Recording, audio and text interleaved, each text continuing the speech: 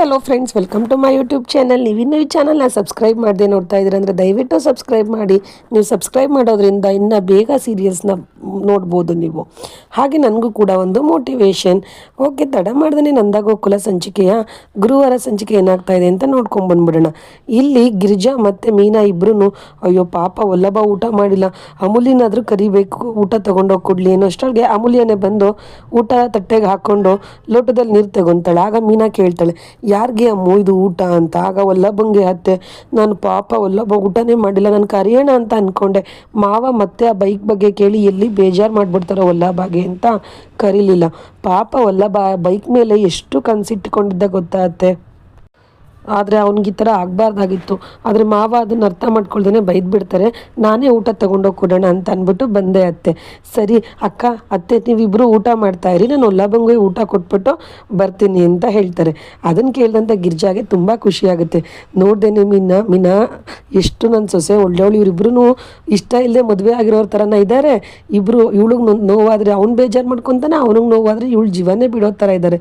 ಇವರಿಬ್ಬರು ಹೀಗೆ ಇದ್ಬಿಟ್ರೆ ಸಾಕಲ್ವೇನೆ ಮೀನಾ ಅಂತ ಹೇಳ್ತಾರೆ. ಅದಕ್ಕೆ ಮೀನಾ, ಹ್ಞೂ ಅತ್ತೆ, ನಮ್ಮಮ್ಮನ ನಾವು ಚಿಕ್ಕವಳು ಅಂತ ಅನ್ಕೊತೀವಿ, ಅವಳು ಚಿಕ್ಕವಳಲ್ಲ, ಅವಳು ನಿಮ್ಮ ಥರ ಅಮ್ಮನ ಥರನೇ ಥಿಂಕ್ ಮಾಡ್ತಾಳೆ. ನೋಡಿ ಈಗ ನೀವೆಂಗೆ ವಲ್ಲಭ ಪಾಪ ನೊಂದ್ಕೊತಾನೆ ಅಂತೀರೋ, ಅವಳು ಕೂಡ ಹಾಗೆ ಥಿಂಕ್ ಮಾಡ್ತಾಳೆ ಅತ್ತೆ. ಗಂಡಂದಿರಿಗೆ ಹೆಂಡತಿನಲ್ಲಿ ತನ್ನ ತಾಯಿ ಮುಖನ ನೋಡ್ತಾರಂತೆ, ಅದೇ ಥರ ಅವಳು ತಾಯಿ ಥರನೇ ನೊಂದ್ಕೊತಾನೆ ಅದು ಇದು ಅಂತ ಎಷ್ಟು ಕಾಳಜಿಯಿಂದ ಮಾತಾಡ್ತಾರೆ. ಇವರಿಬ್ಬರು ಇದೇ ಥರ ಇದ್ಬಿಟ್ರೆ ನಮ್ಗೆ ಅಷ್ಟೇ ಸಾಕು ಅತ್ತೆ ಅಂತ ಇಬ್ಬರು ಮಾತಾಡ್ಕೊಂಡು ಖುಷಿ ಪಡ್ತಿದ್ದಾರೆ. ಇಲ್ಲಿ ಅಮೂಲ್ಯ ಊಟ ತೊಗೊಂಡು ರೂಮಿಗೆ ಬಂದಿದ್ದಾಳೆ ವಲ್ಲಭನ ಹತ್ರ.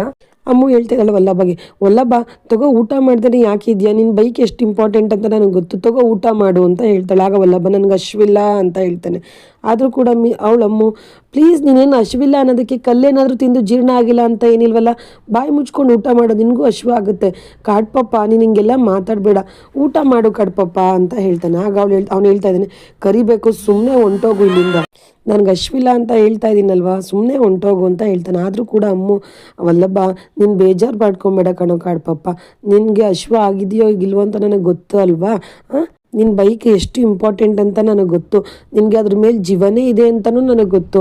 ಆದರೆ ನೀನು ಇವಾಗ ಪೊಲೀಸ್ ಸ್ಟೇಷನ್ ಕಂಪ್ಲೇಂಟ್ ಕೊಟ್ಟಿದ್ದೀಯಲ್ವಾ, ಅವ್ರು ಹುಡ್ಕೊಂಡು ಕೊಡ್ತಾರೆ, ನೀನು ಊಟ ಮಾಡು, ಹೋಗ್ಲಿ ಬಿಡು, ನಾನೇ ತಿನ್ನಿಸ್ತೀನಿ, ನೀನು ಹಂಗಂದರೆ ಕೇಳಲ್ಲ ಅಂತ ಊಟ ತಿನ್ಸೋದಕ್ಕೆ ಹೋಗ್ತಾಳೆ. ಅಷ್ಟರಲ್ಲಿ ವಲ್ಲಭಗೆ ಕೋಪ ಬಂದು ಅವಳ ಕೈಲಿರೋ ಲೋಟ ಮೇಲೆ ತಟ್ಟಂತ ಹೊಡೆದ್ಬಿಟ್ಟು ಬೀಳಿಸ್ಬಿಟ್ಟು ಚೆನ್ನಾಗಿ ಬೈದ್ಬಿಡ್ತಾನೆ. ನಿನ್ಗೇನು ಬುದ್ಧಿ ಇಲ್ವೇನೆ, ಎಲ್ಲ ಸಿಚುವೇಶನಲ್ಲೂ ಒಂದೇ ಥರ ಯಾವಾಗಲೂ ಕ್ಯಾಟ್ ಪಾಪ ಅನ್ಕೊಂಡು ಬಂದ್ಬಿಡ್ತಾಳೆ. ಇಲ್ಲಿ ನನಗೆ ಹಶ್ವಾದ್ರೆ ನನಗೆ ಊಟ ತಿನ್ನೋದು, ನೀರು ಕುಡಿಯೋದು, ಕಿಚನ್ಗೆ ಹೋಗೋದು ಎಲ್ಲ ಗೊತ್ತಿದೆ, ನನ್ನ ಕೈಕಾಲು ಚೆನ್ನಾಗಿದೆ, ನಿನಗೆ ಬುದ್ಧಿ ಇಲ್ವಾ, ಇನ್ನೂ ಕತ್ತೆಗೆ ವಯಸ್ಸಾಗಿದೆ, ಚೈಲ್ಡ್ ಚಪಾತಿ ಥರ ಎಲ್ಲ ಆಡಬೇಡ ನನ್ನ ಹತ್ರ ಇನ್ನೊಂದ್ಸಲಿ ಅಂತ ಹೇಳಿ ಬೈದು ಕಳಿಸ್ಬಿಡ್ತಾನೆ. ಅವಳು ಅಲ್ಲೇ ನಿಂತಿರ್ತಾಳೆ. ಆದರೂ ಕೂಡ ಏನು ನೋಡ್ತಾ ಇದೆಯಾ, ಹೋಗ್ತಾರೆ ಇಲ್ಲಿಂದ ಅಂತ ಹೇಳ್ಬಿಡ್ತಾನೆ. ಅಮೂಲ್ಯಗೆ ಕೋಪ ಬಂದು ಪಾಪ ಬೇಜಾರಾಗಿ ಅಲ್ಲಿಂದ ತಟ್ಟೆ ತಗೊಂಡು ಡೈನಿಂಗ್ ಹಾಲ್ ಹತ್ರ ಬರ್ತಾಳೆ.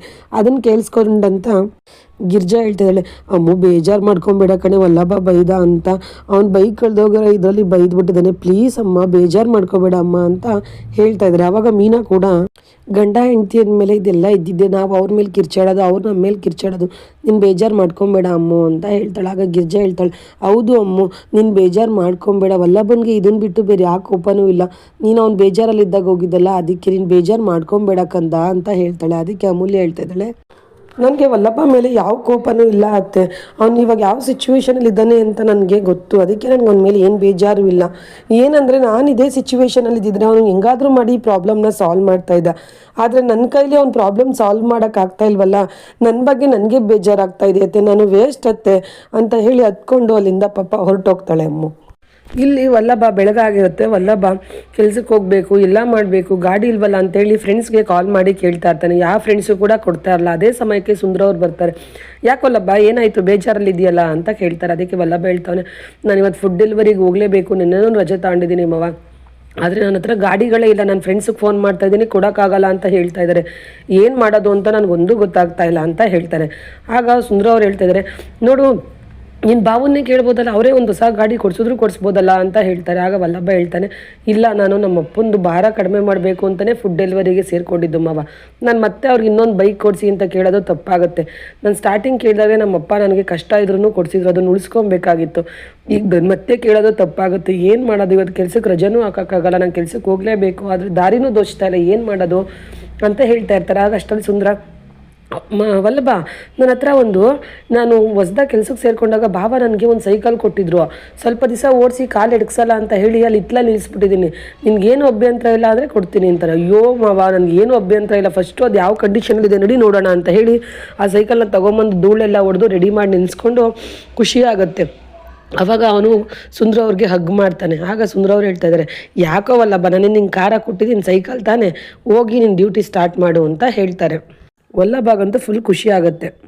ಮತ್ತಿಲ್ಲಿ ಪ್ರಿಯಾ ಮಲಗಿರ್ತಾಳೆ. ಅಲ್ಲಿಗೆ ಮಾಧವ ಬಂದು, ಇಲ್ಲ ಇವತ್ತೇನಾದರೂ ಆಗಲಿ ಪ್ರಿಯಾ ಹತ್ರ ನಾನು ಮಾತಾಡಲೇಬೇಕು ಅಂತ ಹೇಳಿ ಪ್ರಿಯಾ ಅಂತೇಳಿ ಎಬ್ಬರಿಸ್ಬಿಟ್ಟು, ಪ್ರಿಯಾ ಯಾಕೆ ಪ್ರಿಯಾ ಸಪ್ಪಗಿದೆಯಾ, ಏನಾಯಿತು, ಮೊನ್ನೆ ಏನೋ ತಲೆನೋವು ಬಂದೆ, ನಿನ್ನೆ ಇವತ್ತು ಕೂಡ ಸಪ್ಪಗೆ ಇದೆ, ಏನಾಯಿತು ಅಂತ ಕೇಳ್ತಾನೆ. ಅದಕ್ಕೆ ಪ್ರಿಯಾ ಹೇಳ್ತಾಳೆ, ಓಹೋ ನಿಮ್ಗೆ ಇವತ್ತು ನೆನಪಾಯ್ತಾ ನಮ್ಮ ಬಗ್ಗೆ, ನಮ್ಮ ಕಷ್ಟ ಎಲ್ಲ ಎಲ್ಲಿ ಕೇಳ್ತೀರಾ ರೀ ನೀವು, ನಿಮ್ಮ ತಮ್ಮಂದಿರ ಕಷ್ಟ ಸುಖ ಸಂತೋಷ ಅದನ್ನು ಮಾತ್ರ ಕೇಳ್ತೀರಾ, ನನ್ನ ಕಷ್ಟ ಸಂತೋಷ ನೀವು ಯಾವತ್ತೂ ಕೇಳಲ್ಲ ರೀ. ನಾನು ತಲೆನೋವಿಗೆಲ್ಲ ಅಲ್ಲ ಇಷ್ಟು ಬೇಜಾರು ಮಾಡ್ಕೊಂಡಿರೋದು, ಮೊನ್ನೆ ನೀವು ನಿಮ್ಮ ತಮ್ಮದಿರ ಜೊತೆ ಟೆರಸ್ ಮೇಲೆ ಹೋಗಿ ಮಲ್ಕೊಂಡ್ರಿ, ನೀವು ಬರ್ತೀರಾ ಅಂತ ನಾನು ಕಾದು ಬೆಳಗಿನ ಜಾವದ ತನಕ ಮಲಗದೆ ಬೆಳಗಿನ ಜಾವ ಮಲ್ಕೊಂಡೆ. ಮತ್ತು ಅದು ಅಲ್ಲದೆ ಕಾಟಾಚಾರಕ್ಕೆ ಒಂದು ಮೆಸೇಜ್ ಹಾಕ್ಬಿಟ್ಟು ಬಿಸಾಕಿದ್ರಿ. ನನ್ನ ಮನಸ್ಸಿಗೆ ಎಷ್ಟು ನೋವಾಯಿತು. ಬೆಳಗ್ಗೆ ಬಂದು ಕೇಳ್ತೀರಾ ಅಂತ ಅಂದ್ಕೊಂಡ್ರೆ ಓಕೆ ರೆಸ್ಟ್ ಮಾಡು ಅಂತ ಹೇಳಿ ಕೆಲ್ಸಕ್ಕೆ ಹೋಗ್ತೀರಾ. ನನಗೆ ಎಷ್ಟು ಬೇಜಾರಾಯ್ತು, ನಾನು ಯಾರ ಹತ್ರ ಮಾತಾಡಲಿ ಅಂತೆಲ್ಲ ಹೇಳ್ಕೊತಾಳೆ. ಆಗ ಮಾಧವ, ಅಯ್ಯೋ ಹೌದಾ ಪ್ರಿಯಾ, ಸಾರಿ ಪ್ರಿಯಾ, ಬೇಜಾರು ಮಾಡ್ಕೊಬೇಡ, ಈಗ ನೀನು ಖುಷಿ ಪಡಿಸ್ಬೇಕು ಅಂತಂದರೆ ನಾನು ಏನು ಮಾಡಬೇಕು ಹೇಳು, ಮಾಡ್ತೀನಿ ನಾನು ನೀನೇನು ಹೇಳಿದ್ರು ನಾನು ಮಾಡ್ತೀನಿ ಅಂತ ಹೇಳ್ತಾನೆ. ಆಗ ಪ್ರಿಯಾ, ನಿಜವಾಗ್ಲೂ ಮಾಡ್ತೀರಾ ತಾನೆ ಅಂತ ಕೇಳ್ತಾಳೆ. ನಿಜವಾಗ್ಲೂ ಮಾಡ್ತೀನಿ ಅಂತ ಮಾಧವ ಅಂತಾನೆ. ಆಗ ಪ್ರಿಯಾ, ನೋಡು ರೀ, ನಾನು ಆಲ್ರೆಡಿ ಸುಮಾರು ಸತಿಯಿಂದ ಕೇಳ್ತಾ ಇದ್ದೀನಿ, ನನ್ನನ್ನು ಎಲ್ಲಾದರೂ ಕರ್ಕೊಂಡೋಗಿ ಅಂತ, ಒಂದೆರಡು ದಿನ ಎಲ್ಲಾದರೂ ಹನಿಮೂನ್ಗೆ ಹೋಗಿ ಬರೋಣವಾ, ಸರಿ ಹೋಗುತ್ತೆ ನನ್ನ ಮೌಡುನು ಅಂತ ಹೇಳ್ತಾಳೆ. ಆಗ ಮಾಧವ, ಹನಿಮೂನಾ ಅಂತಾನೆ. ಆಗ ಅವಳು, ನನಗೆ ಗೊತ್ತಿತ್ತು ರೀ ನೀವು ಹಿಂಗೆ ಹೇಳ್ತೀರಾ ಅಂತ, ನನ್ನ ಮೇಲೆ ಪ್ರೀತಿ ಇಲ್ಲ, ಯಾವುದೇ ಗಂಡನೂ ಪ್ರೀತಿ ಇದ್ದರೆ ಹೆಂಡತಿ ಮೇಲೆ ಹನಿಮೂನ್ ಅಂದ ತಕ್ಷಣ ಹೊರಡ್ತಾರೆ, ನೀವು ನನ್ನ ಮೇಲೆ ಪ್ರೀತಿ ಇಲ್ಲ ರೀ, ನನ್ನ ಮನಸ್ಸಿಗಾಗಿರೋ ನೋವು ನೀವು ಅರ್ಥ ಮಾಡ್ಕೊತಾ ಇಲ್ಲ ರೀ ಅಂತ ಹೇಳ್ತಾಳೆ. ಆಗ ಮಾಧವ, ಸರಿ ನನಗೊಂದು 2 ದಿನ ಟೈಮ್ ಕೊಡು, ಅಪ್ಪನ ಹತ್ರ ಮಾತಾಡಿಬಿಟ್ಟು ನಾನು ಹೇಳ್ತೀನಿ, ಆಮೇಲೆ ಹೋಗೋಣ ಅಂತ ಹೇಳ್ತಾನೆ. ಆಗ ಪ್ರಿಯಂಗೆ ಖುಷಿಯಾಗಿ, ಸರಿ ರೀ, ನನ್ನಿಂದ ಏನಾದರೂ ಬೇಜಾರಾಗಿದ್ರೆ ಸಾರಿ ರೀ ಅಂತ ಅವ್ನು ಕೈ ಇಟ್ಕೊಂಡು ಹೇಳ್ತಾಳೆ. ಮತ್ತಿಲ್ಲಿ ವಲ್ಲಭ ಫುಡ್ ಡೆಲಿವರಿ ಮಾಡೋಕ್ಕೆ ಸೈಕಲಲ್ಲಿ ಬರ್ತಾನೆ. ಅಲ್ಲಿ ಕಸ್ಟಮರು ವೆಯ್ಟ್ ಮಾಡ್ತಾ ಇರ್ತಾನೆ. ಏನಯ್ಯ ನಾನು ಇನ್ನೂ ಬಂದೇ ಇಲ್ವಲ್ಲ ಯಪ್ಪ ಅಂತಂದರೆ, ನೀನು ಈಗ ಸೈಕಲಲ್ಲಿ ತೊಗೊಂಬರ್ತೀವಿ, ಅವ್ನು ಗಾಡಿ ತೊಗೊಳಕ್ಕಾಗಲ್ವೇನಯ್ಯ ಫುಡ್ ಡೆಲಿವರಿ ಮಾಡೋಕ್ಕೆ, ಒಳ್ಳೆ ಇದು ಅಂತ ಬೈತಾನೆ. ಆಗ ವಲ್ಲಭ, ಅದು ಸರ್ ರೇಟಿಂಗ್ಸ್ ಕೊಡಿ ನನಗೆ ಅಂತಾನೆ. ಯಾರು ರೇಟಿಂಗ್ಸು, ಬಾಯಿ ಮುಚ್ಕೊಂಡು ಹೋಗಯ್ಯ ಅಂತ ಬೈತಾರೆ. ಅದನ್ನೆಲ್ಲ ಪ್ರಿಯಾ ಗಿರ್ಜಾ ಮತ್ತು ಅಮ್ಮು ಮನೆಗೆ ಹೋಗ್ತಾ ಇರ್ತಾರೆ ಅದೇ ರೋಡಲ್ಲಿ, ಅದನ್ನು ನೋಡಿಬಿಡ್ತಾರೆ. ಅದನ್ನ ನೋಡಿ ತುಂಬ ಬೇಜಾರು ಮಾಡ್ಕೊಳ್ತಾ ಇದ್ದಾರೆ. ಸರಿ ಅಂದ್ಬಿಟ್ಟು ವಲ್ಲಭ ಸೈಕಲ್ ತಿರುಗಿಸ್ಕೊಳಕ್ಕೆ ಹೋಗ್ತಾನೆ. ಅಷ್ಟೆಲ್ಲ ಸೈಕಲ್ದು ಚೈನ್ ಬೇರೆ ಬಿಚ್ಚೋಗ್ಬಿಡುತ್ತೆ. ಅದನ್ನೆಲ್ಲ ಪಾಪ ಅವನು ಅಲ್ಲೇ ರೆಡಿ ಮಾಡಿಕೊಂಡು ಅಲ್ಲಿಂದ ಹೊರಡ್ತಾನೆ. ಅದನ್ನು ನೋಡಿದಂತೆ ಗಿರ್ಜಾ ಮತ್ತು ಅಮ್ಮು ಇಬ್ಬರು ನೋಗಳು ಅಂತ ಹೇಳ್ತಾ ಇದ್ದಾರೆ. ಇಲ್ಲಿ ಮಾಧವ, ಇವಾಗ ಹೆಂಗೆ ಮಾಡೋದು, ಇವಾಗ ನನ್ನ ಮನೆಯವ್ರನ್ನ ಕೇಳಿದ್ರೆ ತಪ್ಪಾಗುತ್ತೆ, ಈ ಪ್ರಿಯಾ ಯಾಕೆ ಈಗಲೇ ಹಠ ಮಾಡ್ತಾ ಇದ್ದಾಳೆ ಹನಿಮೂನ್ಗೆ ಹೋಗಬೇಕು ಅಂತ, ಈಗ ಫಸ್ಟೇ ಎಲ್ಲ ವಲ್ಲಭನ ಬೈಕ್ ಕಳೆದೋಗಿರೋದ್ರಲ್ಲಿ ಬೇಜಾರಿದ್ದಾರೆ ಅಂಥದ್ರಲ್ಲಿ ನಾನು ಹೆಂಗೆ ಕೇಳಲಿ ಅಂತ ಯೋಚನೆ ಮಾಡ್ತಾ ಇರ್ತಾನೆ. ಅಲ್ಲಿಗೆ ಕೇಶವ ಮತ್ತು ಸುಂದ್ರ ಇಬ್ಬರು ಬರ್ತಾರೆ. ಆಗ ಬಂದ್ಬಿಟ್ಟು, ಯಾಕಣ್ಣ ಇಷ್ಟೊಂದು ಬೇಜಾರಾಗಿದ್ಯಾ ಅಂತ ಕೇಶವ ಕೇಳ್ತಾನೆ. ಆಗ ಮಾಧವ ಹೇಳ್ತಾ ಇದ್ದಾನೆ, ಅದು ಪ್ರಿಯಾ ನನ್ನನ್ನು ಏನೋ ಕೇಳ್ತಾ ಇದ್ದಾಳೆ, ಎಲ್ಲೋ ಹೊರಗಡೆ ಹೋಗಬೇಕು ಅಂತ ಹೇಳ್ತಾನೆ. ಆಗ ಕೇಶವ, ಹೊರಗಡೆ ಅಂದರೆ ಅವ್ರ ತಾಯಿ ಮನೆಗಾ ಅಂತ ಕೇಳ್ತಾನೆ. ಆಗ ಮಾಧವ, ಅಲ್ಲಿಗಲ್ಲ, ಅದು ಮದುವೆ ಆಗಿದ್ಮೇಲೆ ಗಂಡ ಹೆಂಡತಿ ಹೊಸ್ದಾಗಿ ಹೋಗ್ತಾರಲ್ಲ ಅಲ್ಲಿಗೆ ಅಂತಾನೆ. ಅಂದರೆ ದೇವಸ್ಥಾನಕ್ಕ ಅಂತಾನೆ ಕೇಶವ.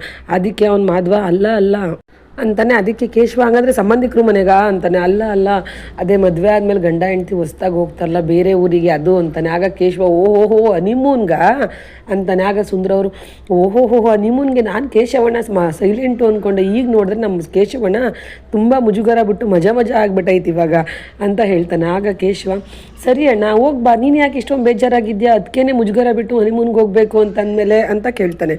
ಅದಕ್ಕೆ ಮಾಧವ ಹೇಳ್ತಿದ್ದಾನೆ, ಹಂಗಲ್ಲ ಕಣೋ ಕೇಶವ, ಅದು ಮನೆಯಲ್ಲಿ ಇವಾಗ ವಲ್ಲಭನ ಬೈಕ್ ಕಳ್ತನಾಗಿ ಹೋಗಿದೆ, ಇದ್ರ ಮಧ್ಯದಲ್ಲಿ ಮನೆಯವರೆಲ್ಲ ಬೇಜಾರಾಗಿದ್ದಾರೆ, ನಾನು ಈ ವಿಷಯ ಕೇಳೋಕೆ ಹೋದರೆ ಇನ್ನೂ ಬೇಜಾರಾಗುತ್ತೆ ಅಂತ ಹೇಳ್ತಾನೆ. ಆಗ ಕೇಶವ ಹೇಳ್ತಿದ್ದಾನೆ, ಹಂಗೇನೂ ಆಗಲ್ಲ ಅಣ್ಣ, ನೀನು ಹೋಗಿ ಅಪ್ಪನ ಹತ್ರ ಕೇಳು, ಎಷ್ಟೇ ಆದರೂ ನಿನ್ನ ಅಪ್ಪನ ಮುದ್ದಿನ ಮಗ ಅಲ್ವಾ, 2 ದಿನ ಅಂತ ಕೇಳು, ಅಪ್ಪ 4 ದಿನ ಅಂದರೂ ಓಕೆ ಅನ್ನತ್ತೆ, ನೀನು ಆರಾಮಾಗಿ ಹೋಗ್ಬಿಟ್ಟು ಬಾ ಮಾಧವಣ್ಣ ಅಂತ ಹೇಳ್ತಾ ಇದ್ದಾನೆ. ಮತ್ತಿಲ್ಲಿ ಗಿರ್ಜಾ ಮತ್ತು ಅಮ್ಮು ಇಬ್ಬರೂ ಕೂಡ ವಲ್ಲಭನ ಪರಿಸ್ಥಿತಿ ನೋಡಿ ಗಿರ್ಜಾ ತುಂಬಾ ಅಳ್ತಾ ಇರ್ತಾಳೆ. ಅದಕ್ಕೆ ಇವಳು ಹೇಳ್ತಾ ಇದ್ದಾಳೆ, ಅತ್ತೆ ಸಮಾಧಾನ ಮಾಡ್ಕೊಳ್ಳಿ, ಏನೂ ಆಗಲ್ಲ, ಪಾಪ ಅವನೇನು ಮಾಡ್ತಾನೆ, ಹೋಗ್ಲಿ ಬಿಡಿ ಸಮಾಧಾನ ಮಾಡ್ಕೊಳ್ಳಿ ಅಂತ. ಆದರೆ ಗಿರ್ಜಾ ಹೇಳ್ತಾ ಇದ್ದಾಳೆ, ಏನೇ ಅಮ್ಮು, ನಿನಗೂ ನನ್ನಷ್ಟೇ ಬೇಜಾರಾಗ್ತಾ ಇದೆ, ನಿನ್ನ ನೋವು ನೀನು ನುಂಗ್ಕೊಂಡು ನನ್ನನ್ನು ಸಮಾಧಾನ ಮಾಡ್ಕೊಳ್ಳಿ ಅಂತ ಹೇಳ್ತಾ ಇದೆಯಲ್ಲೇ ಅಮ್ಮು, ಯಾವ ತಾಯಿಗೂ ಈ ಕಷ್ಟ ಬೇಡ ಕಡೆ ಅಮ್ಮು, ನನ್ನ ಮಗ ಎಷ್ಟು ಸ್ವಾಭಿಮಾನಿ, ಅವ್ನ ಸ್ವಾಭಿಮಾನದಿಂದ ಎಷ್ಟು ಕೆಲಸ ಮಾಡ್ತಾನೆ, ಅದನ್ನು ನಿಮ್ಮ ಮಾವ ಅರ್ಥ ಮಾಡ್ಕೊಳ್ತಾನೆ ಏನೇನೋ ಮತ್ತೆ ಮನೇಲೆಲ್ಲ ಬೈತಾರೆ ಅವನಿಗೆ ಅಂತ ಅಳ್ತಾ ಇರ್ತಾಳೆ. ಅದಕ್ಕೆ ಅವಳು ಹೇಳ್ತಾ ಇದ್ದಾಳೆ, ಅಮ್ಮ ಮಾವ ತಾನೇ ಏನು ಮಾಡೋಕ್ಕಾಗತ್ತೆ, ಬಿಡಿ ಅತ್ತೆ, ನೀವು ಸುಮ್ಮನಿರಿ, ಅಳಬೇಡಿ ಅಂತ ಹೇಳ್ತಾರೆ. ಅಲ್ಲ ಕಣೆ, ನಿಮ್ಮ ಮಾವ ಮಾಡಬೇಕು ಅವಾಗಲೇ ಸರಿ ಹೋಗೋದು. ನಿಮ್ಮ ಮಾವನ ಥರ ಆದರೆ ಹೆಂಗೆ ಜೀವನ ಮಾಡೋದು? ನನ್ನ ಮಗ ಶ್ರಮಜೀವಿ, ಕಾಲೇಜ್ಗೆ ಹೋಗುತ್ತೆ, ಡೆಲಿವರಿ ಮಾಡುತ್ತೆ, ಎಲ್ಲ ಪಾಪ ಅದು ಕಷ್ಟ ಬೀಳ್ತಾ ಇದೆ. ಅದನ್ನು ಯಾಕೆ ಅರ್ಥ ಮಾಡ್ಕೋತಾ ಇಲ್ಲ ಅವರು? ಈ ಕಷ್ಟ ಯಾವ ತಾಯಿಗೂ ಬೇಡಪ್ಪ, ಯಾವ ತಾಯಿನೂ ನೋಡಬಾರ್ದು ಈ ಕಷ್ಟನ ಅಂತ ಗಳೋ ಅಂತ ಹೇಳ್ತಾ ಇದ್ದಾರೆ. ಇದಿಷ್ಟು ಬಂದು ಗುರುವಾರ ಸಂಚಿಕೆಯ ಫುಲ್ ಎಪಿಸೋಡು. ಶುಕ್ರವಾರ ಸಂಚಿಕೆಯಲ್ಲಿ ಅವರಪ್ಪ ಹೇಳ್ತಾ ಇದ್ದಾರೆ, ಗಿರ್ಜಾ ಅವನು ಸೈಕಲ್ ತುಳ್ಕೊಂಡು ಯಾವ ಡೆಲಿವರಿ ಮಾಡೋದು ಬೇಡ, ಏನು ಬೇಡ, ಅದಷ್ಟು ಈಸಿ ಇಲ್ಲ, ಯಾವುದು ಬೇಡ, ಮನೆಯಲ್ಲಿ ಇರೋಕ್ಕೆ ಹೇಳಿಲ್ಲ, ನನ್ನ ಜೊತೆ ಅಂಗಡಿನಲ್ಲಿ ಬರೋಕ್ಕೆ ಹೇಳೋ, ಅವ್ನಿಗಷ್ಟು ಸ್ವಾಭಿಮಾನ ಇದ್ದರೆ ಅಂತ ಹೇಳ್ತಾರೆ. ಆಗ ಅವ್ನು ಹೇಳ್ತಾ ಇದ್ದಾನೆ, ವಲ್ಲಭ ನಾನು ಈ ಮನೆಯಲ್ಲಿ ಹಂಗೆ ಇರಲ್ಲ, ಆಮೇಲೆ ಸುಮ್ಮನೆ ಬಿಟ್ಟು ತಿನ್ಕೊಂಡಿದ್ರು ಅಂತ ಅನ್ಸ್ಕೊಳ್ಳೋದೆಲ್ಲ ಬೇಕಾಗಿಲ್ಲ, ನಾನು ಈ ಮನೆಯಲ್ಲಿ ಕೆಲಸಕ್ಕೆ ಹೋಗೋದು ಇಲ್ಲ, ನಾನು ಬೇರೆ ಕೆಲಸಕ್ಕೆ ಹೋಗ್ತೀನಿ, ಅಂಗಡಿ ಕೆಲಸಕ್ಕೆ ಹೋಗಲ್ಲ ಅಂತ ಹೇಳ್ತಾನೆ. ಅದನ್ನು ಕೇಳಿದಂಥ ನಂದಾಗೆ ಕೋಪ ಬಂದು ವಲ್ಲಭ ಕೆನ್ನೆಗೆ ಒಂದು ಬಾರಿಸ್ತಾನೆ. ಇದಿಷ್ಟು ಬಂದು ಶುಕ್ರವಾರ ಸಂಚಿಕೆಯ ಪ್ರೋಮೋ. ಫುಲ್ ವಿಡಿಯೋಗಾಗಿ ಸಬ್ಸ್ಕ್ರೈಬ್ ಮಾಡಿ.